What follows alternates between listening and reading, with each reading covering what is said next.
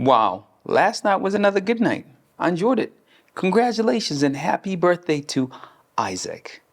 Looks like the Cavs gave you one, right?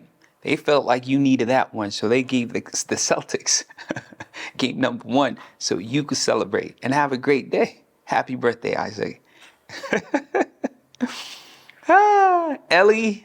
All right, there you go. You said it. You're like, I don't think the Celtics are going to lose in the second round. And I guess they might not lose after they gave the Cavaliers that kind of beatdown. It looks highly unlikely, but it might happen. You don't know. That was only game number one, right? And it was, like I said, a birthday present to Isaac. So Ellie, Isaac, this show is for you guys. I specifically came out here to talk to you guys. I know the rest of you are going to enjoy this with us, but this show is dedicated to two of my viewers, Ellie and Isaac. Congratulations to the two of y'all.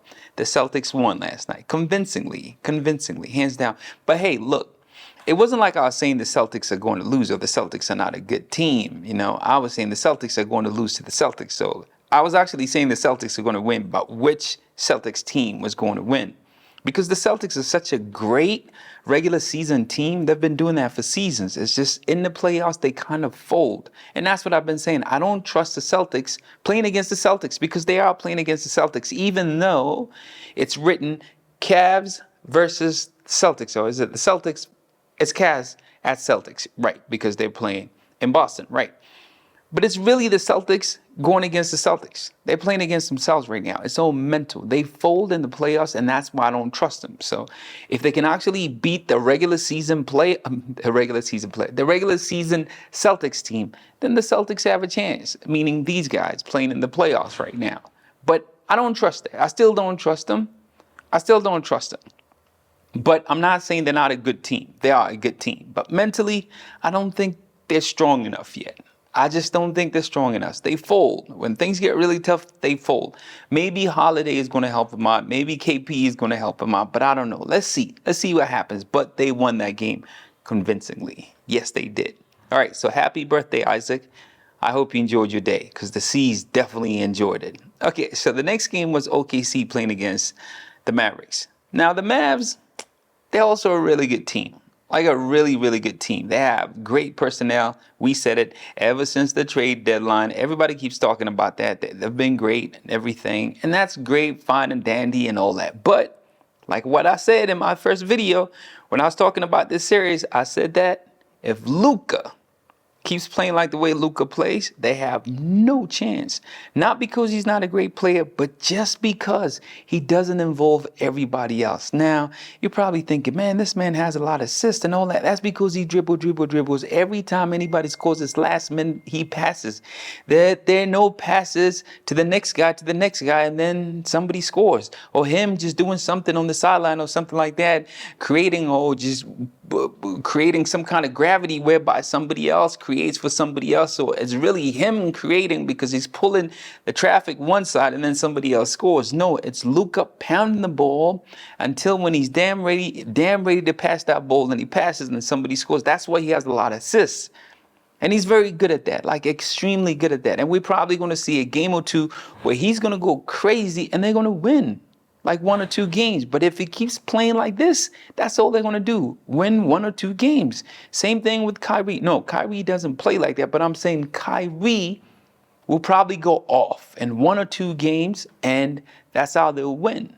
But I don't see them winning. There are only 3 people averaging double digits in the playoffs in terms of Mavs players. That's Luka and Kyrie. The other one is Gafford. He's got such a motor. You don't really need to set him up for anything. He'll just grab and put it back in and boom, boom, boom. And he gets bumped out there and at the free throw line and everything. So he creates for himself. So it's only those that can actually create a lot of attempts for themselves to actually go over double digits. I mean, you understand what I'm saying? And that's why I feel like the Mavs are going to lose because OKC are just a group. They're one. They're a team and they play as a team and they put so much pressure.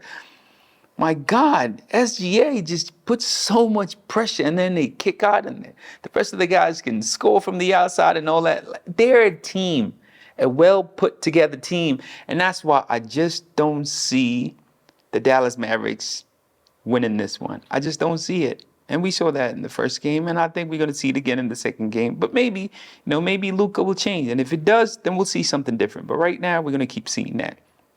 Okay, so today we only have one game, and it's going to be the Celtics playing against the Pacers. Man, this is my series. I love this one. It's really interesting because the Knicks are playing incredible basketball right now. You got to give it to them. And Madison Square Garden is electric right now. So many alumni are showing up. So many movie stars. It's a place to be. And tonight is just going to be incredible because, you've got Reggie Miller. We all know what Reggie Miller did at the Madison Square Garden. And then we have Spike Lee. I mean, it's a story in itself. That's why I'm not going to miss this game. This is going to be an incredible game, and I'm not going to miss it. But unfortunately, I think the Knicks are going to lose this one. The Pacers are going to win.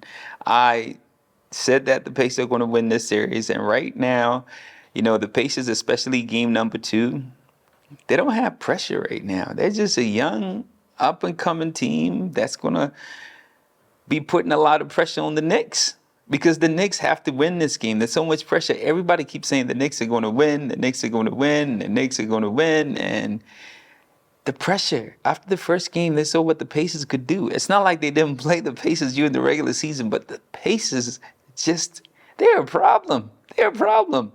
I think the Knicks are going to be so tight in this game because of the pressure and everything. I don't think Bronson will be, but the rest of the guys will be.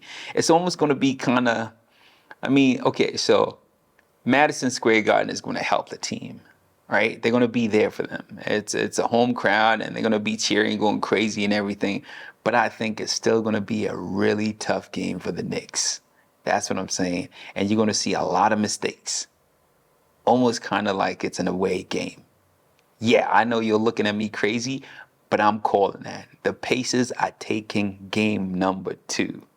Halliburton is going to go crazy because he thrives of that. You can see it kind of like this. This man is not afraid of the limelight. He wants it. And this is the place, Madison Square Garden. So I am seeing Halliburton go crazy. And I don't know about Siakam. I'm not sure about Siakam. But if Siakam has a good game, then it's really over. Then it's over. But if he has a decent game, I'm still seeing the Pacers. But if he has a bad game, then maybe I could be wrong.